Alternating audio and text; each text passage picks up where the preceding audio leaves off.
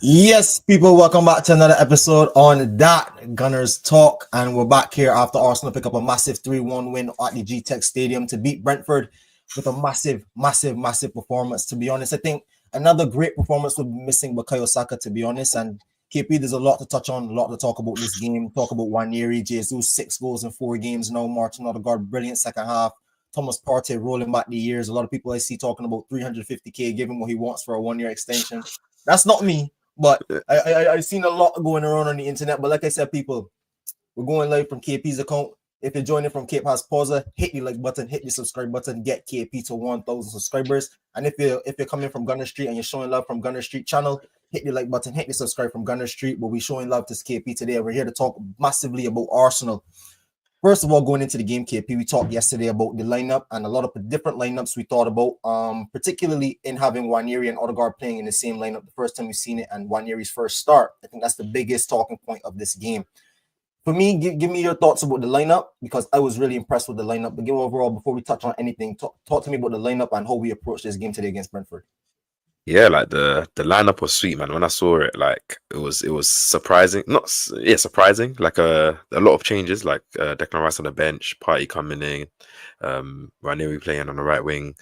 I did want to see that front three. I think when we were doing our preview, I was telling you that I wanted to see Ranieri, Jesus, and Martinelli on the left again. Obviously, I didn't think that Party was going to start, and we both thought that Lewis Skelly was going to obtain his place. But it's good that Mikel kind of has tuned into that rotation side and we can rotate and not necessarily lose, our ability to still play our football. I feel like we was, despite us conceding that first goal, which is annoying because I feel like it is a poor goal to concede. Like it was a good opportunity from Brentford, and I feel like it's annoying that teams are always getting, one or two chances and burying them. It's weird, but outside of that, I feel like we started to kind of grow in the game. We're playing a lot of central passes. I feel like Nwaneri was very influential in this game. Like the guy is special, man. Like the way he touches the ball, the way he moves, the way he like integrates with the ball, like the way he was dribbling, the way he was coming in into like interlinking with Yes. Odegaard and Timber as well was a joy to see. And I felt like Partey was very, very key in this game. Like he was picking up some nice positions in between the pockets, especially in the first half, and his ball recoveries in terms of the second balls and literally like pinning them back was good. Like it was his shot for the first goal that obviously led to Jesus getting obviously the rebound. And I feel like it was nice to see that Mikel kind of mixed it up, and I feel like he kind of got everything right in this game, like from the lineup to the subs to the way we kind of controlled the game, the way we came out in the second half and literally killed the game, and then how we kind of just shot and didn't allow Brentford to have really anything else at the end of the game. So yeah, what did you think about the lineup? How was you feeling when you saw that? We talked about it yesterday. I was very much of a big advocate for Nwaneri playing alongside Odegaard for the mere sense I like when Odegaard dictates the pace and dictates the game from deeper. I think that's really Odegaard's strong suit in terms of picking up the ball off of the center backs, really linking the play and bringing it forward. And I think Nwaneri, like we talked about, is really good at working in those tight areas of spaces. And I think it didn't necessarily matter where you played Nwaneri in terms of whether that be the left-sided 8 or whether that be more on the right-hand side. Right-hand side, to be honest, worked massively this time. But I think regardless, we needed someone to work in those presence, especially when you have someone like Bukayo Saka missing. And I thought on the right-hand side, linking up with Odegaard, linking up with Yuri and Timber, I thought it was a brilliant change by Mikel Arteta. Ultimately, no Kai Havertz today, someone who has been in good form, but like you touched on, I think Mikel Moreno came in and he did the job. And again, I want to talk about that left 8 position specifically because whoever plays in there since Granit Xhaka has left, they don't really have like standout games. I haven't really seen anyone go there and have like a standout masterful game as a left-sided 8. But that role is it's such an integral role to the team. It's a real professional performance. When you go there, all we're necessarily asking is you have a tidy game and you help the left-hand side, whether that be defensively or whether that be going forward, playing through the channels. I thought Mikel Moreno, again, a lot of people is going to go past a lot of people, but I thought a lot of the work he did off the ball and on the ball in terms of just getting it, just laying it off for Martinelli, laying it off for Calafiori, just being there as an option in the midfield on that side. He done really good work. But ultimately, I thought the lineup was really good. And I know you talked on Jesus. A lot of people are going to be talking about Jesus, especially with the form he's in. 6 goals in 4 games now.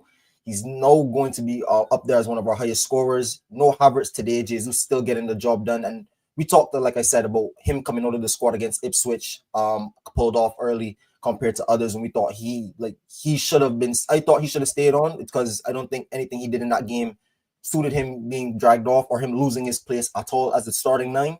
We see him come back into the team again, get that performance, and continue to perform. In January, I think you obviously know we need players, but does Jesus' form really give you optimism looking forward past January even? What do you think about Jesus' form and going forward? I think he's in good form right now, and I feel like sometimes you got to ride a player's form, pause, Yes. like as much as possible, because pause again, like because you have to ensure that like they feel loved, they feel like they like. Remember when I was telling you, like a lot of people criticizing Jesus after Ipswich, and I was like, he didn't really get any chances. So how do you really criticize him when he's been in form? Like, give him the chances, and let's see how he does. Obviously, he kind of made the most of that chance. Obviously, that's good strikers play, and I think I told you when I messaged you when he scored a goal, I said I think that's one of my favorites goals out of the goals he scored in the last 6, because that's the goal that we're 1-0 down.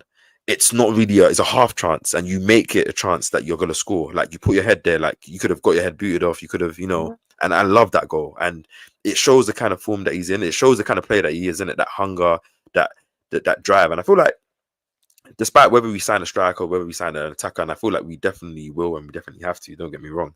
But I feel like as long as Jesus is fit, like I feel like you can see in the way he's talking in his interviews. Remember, like a couple of years ago, he was talking about how he doesn't just bring goals to the game, which obviously we all know that. But like, you don't want your striker to be saying that. You want him to be saying, obviously, I want to score goals, and I'm not happy. I'm not scoring goals, even though I want to do everything else. Now you're seeing him in interviews. He's like, yeah, I'm doing other things in the game, but obviously now I'm trying to score. And I'm working on it, and it's like you're seeing it in terms of how he's playing as well, which is lovely to see. And I feel like as long as he can stay fit and obviously not get any niggles, which it seems like he's been able to stay fit, and he looks more sharp now, I feel like he can continue to stay in form. Like, players play, and I feel like when you're in form, when you're starting, when you're playing games, and you're feeling good, the team's relying on you, especially where like it's a blessing and a curse to Saka injury, because a lot of players now are gonna have to feel like they're gonna have to step up, and sometimes that can make a lot of players go into hero ball, but sometimes it can also make players feel like they have a bit more responsibility. There's a bit more onus on them having to contribute, otherwise we're not going to win, which can bring out the best in players, innit? And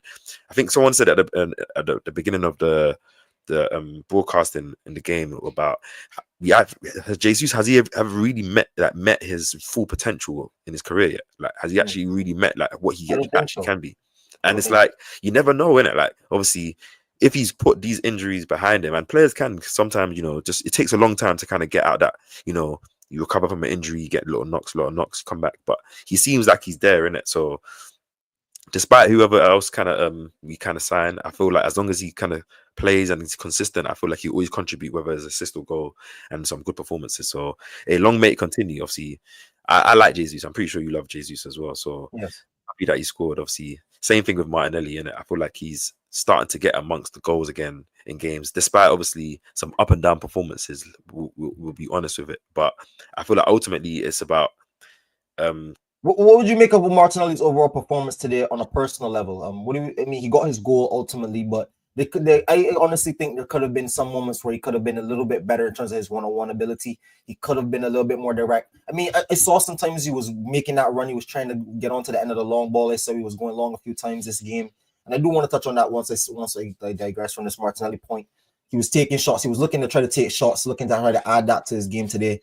So I give him credit. He kept trying and trying and trying. And today it was one of those performances where ultimately I think Arsenal were good throughout the 90 minutes. Yes, we go 1-0 down, but it's a persistence game. And that's what you get in the Premier League. If your quality is consistent and you continue to push and knock on the door, you will get your reward most games rather than not. And what do you think about Martinelli's overall performance? I didn't think he was bad today at all, rather than what I was saying at halftime. The goal obviously changes a lot of people's mentality, but you can give me your assessment of Martinelli today.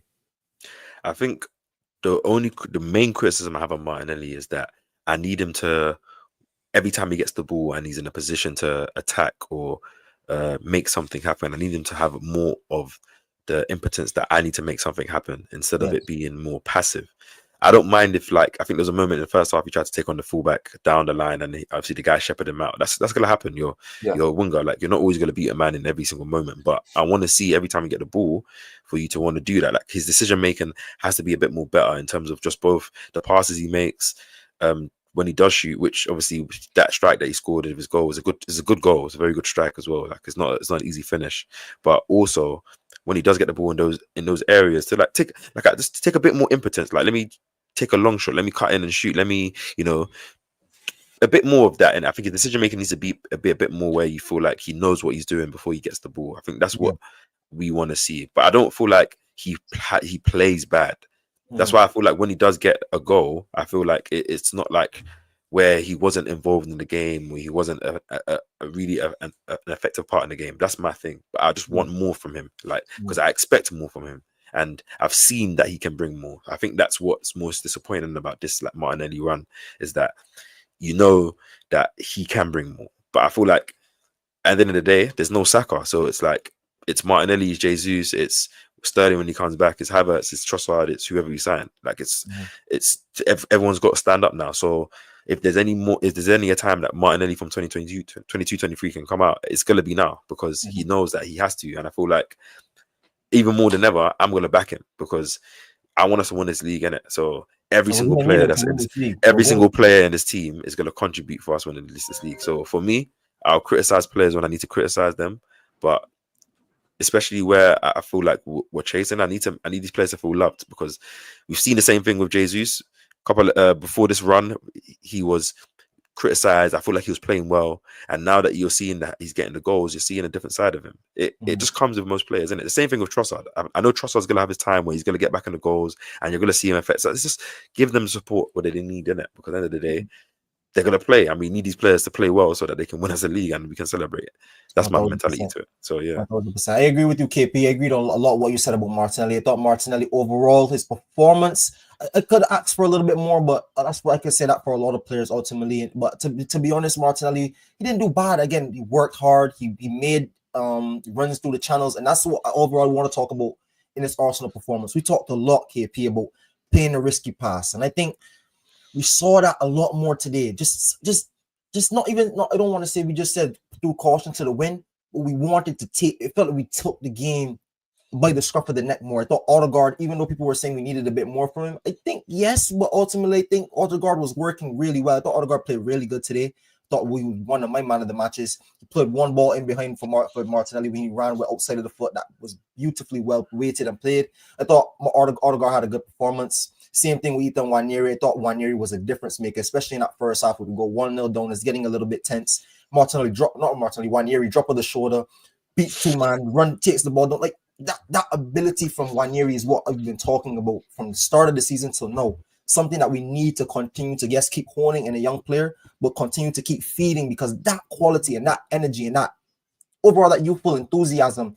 Sometimes we want to say just somebody just have that impetus. That is the impetus we're talking about. That is the quality. That is the impetus. But he's like obviously we'll move on to I'll speak on Nwaneri just quickly, but just the performance overall, I thought like it was nice to see it. We talked about Ipswich game. He wasn't really playing the risky passes. He wasn't really play centrally. He wasn't really trying to force it through. And I feel like this game, it was nice to see just from before Brentford scored that little 5 to 10 minutes. I felt like there was a lot of things I was seeing that was encouraging, which is why when they did score, obviously me and you weren't panicking, and I didn't really feel like we wasn't going to win, even though we don't have Saka. I was like, I like what I'm seeing. Like we're forcing the passes in between the lines, and players are playing 1-2s. Timber's getting in there, and I'm like, okay, cool. Do you know what? Let's cook. And obviously, once we got that timely goal, which the goal from Jesus is very timely because I always say football about them. It's like now, okay, cool. I'm more relaxed in terms of how I know we're going to play.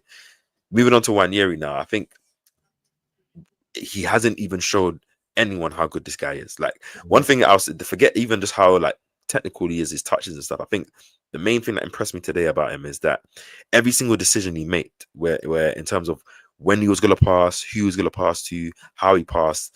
And obviously, sometimes the passes won't come off or the shots won't come off. Like it was amazing. When I think for the first goal, obviously it was more in the build-up. I think there was a moment where he was driving on the ball and then he could have played a pass into Odegaard and then he dropped his shoulder, continued to drove and then played it to Jesus. It's like the little things. It's like the little things I see from him. Same thing with Miles. It's like they play with a certain maturity that I think shows what Haaland's about. One, two, also shows the type of player they are. Like, and I think that with Ethan, because of his personality, he's a you can tell he's a shy guy. I feel like when he gets more comfortable being in his team and he's able to really express himself, I think we're gonna see how, like, I'm just gonna say he's the truth in it. We know he's the Yeah, truth, yeah, I but that agree. guy is the truth, man. Like, end of the Mhm. day. So for me, like, I'm impressed with him, and I feel like it was a good dice that Mikel rode to put him out there, and I think it paid dividends. And I feel like hopefully, whether or not like he changes up on Saturday and rotates the team, we know that this is a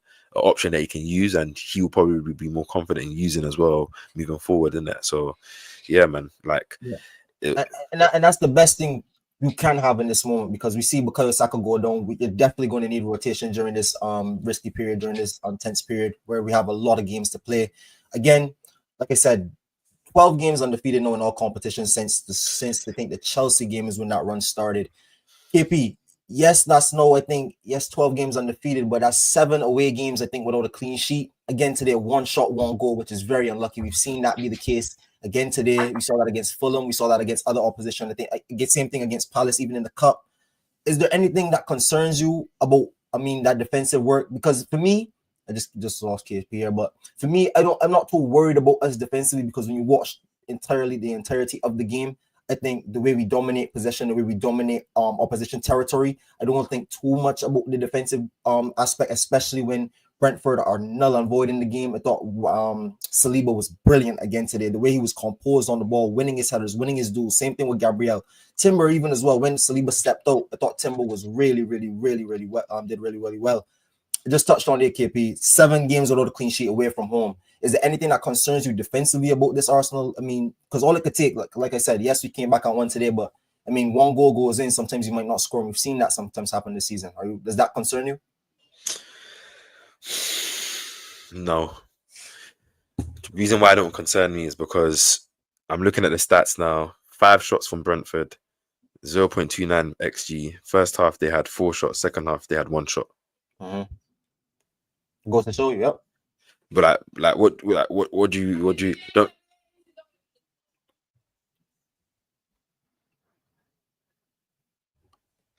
And in the sense of how the game is, I feel like I don't really, like, apart from Brentford's goal, I didn't really see them have any other chance or any other moment that really made me fear that they was gonna score. And I feel like we didn't really give them any much openings. I feel like we kind of pinned them into their half, and when we did build up from the back, we feel like we controlled the game, especially in that second half. Even when they had territory, I don't feel like they necessarily were able to really do anything. And it's the same thing with the Ipswich game, same thing with the Everton game, same thing with Fulham game. It's like the Fulham game, fam, that was the only chance that they had, the Jimenez chance. So it's like, I think it's annoying, and I'll say there is a question that we're always the chance, like, we're giving teams enough of a chance to score from one chance. But I think at the same time, how many times in the game are teams gonna get that one chance and gonna score? So do you know what I'm saying? So I'm not really concerned by it. But even today, we could talk about moments, because yes, we conceded that goal, but it was nearly 2-0 before Jesus scores that goal. Less than a minute later, David Raya almost drops an absolute clanger. Ball goes straight through his hands. They nearly score on us. We go up the other end and score. David Raya ultimately thought, other than that mistake, I thought he was really, really good. But like I said, on another given day, that can ultimately cost us. But bigger picture now, KP, I do want to talk about the league title before we close out. We're now 6 points off Liverpool. Liverpool, like I said, have a game in hand to play. Arsenal undefeated in 12. Is the league title still on, KP, or are we just trying to just accumulate points?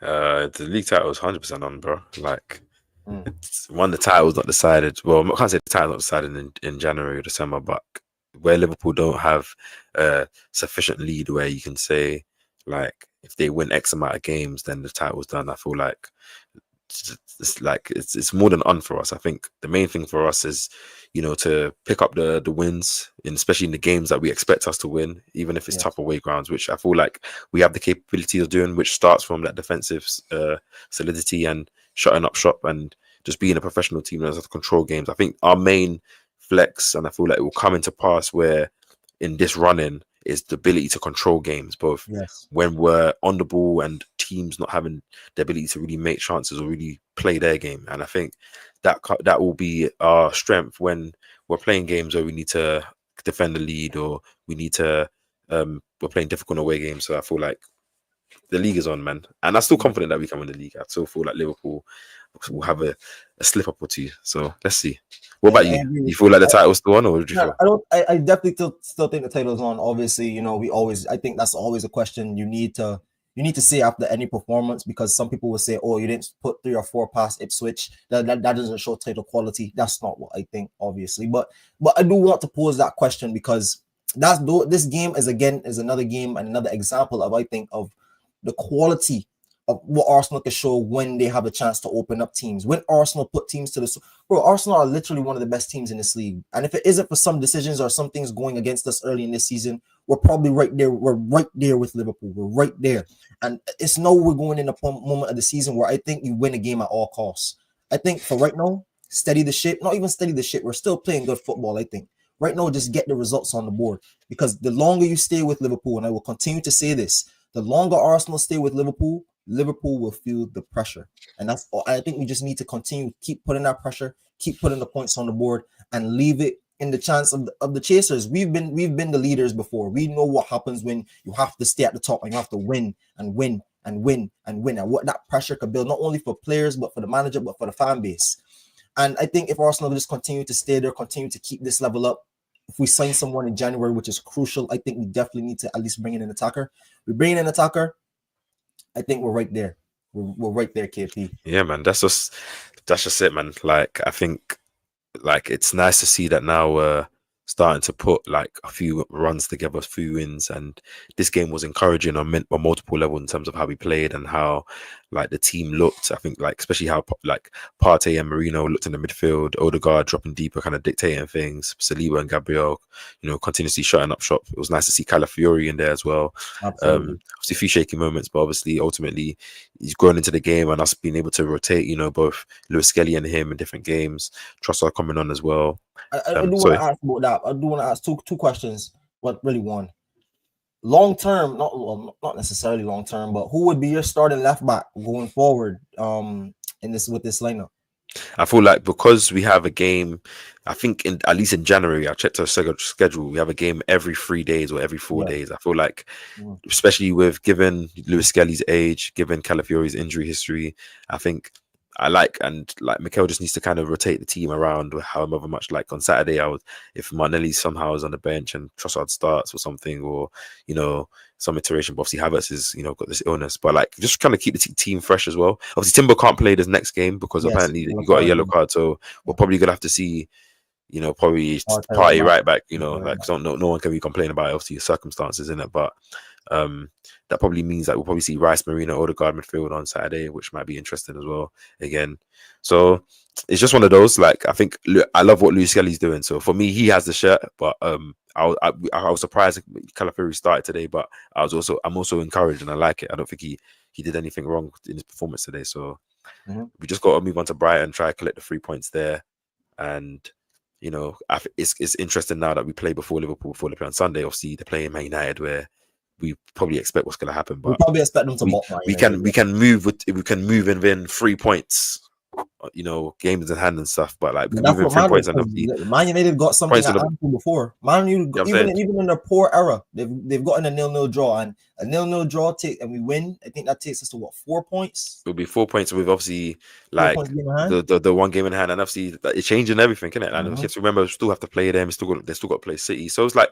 You're talking about obviously to your previous question about the title race. I'm comfortable. I'm confident, and not confident in terms of us putting our run together and still being in that title race. So, do you have any final words from this game? Obviously, I just want to give praise to Mikel Arteta, obviously, just for obviously the lineup, for being brave to change it up and obviously make the rotations, for the substitutions, whatever you probably said at halftime as well. Kind of, everyone came out and we put that game to bed, and obviously the second half performance was quality.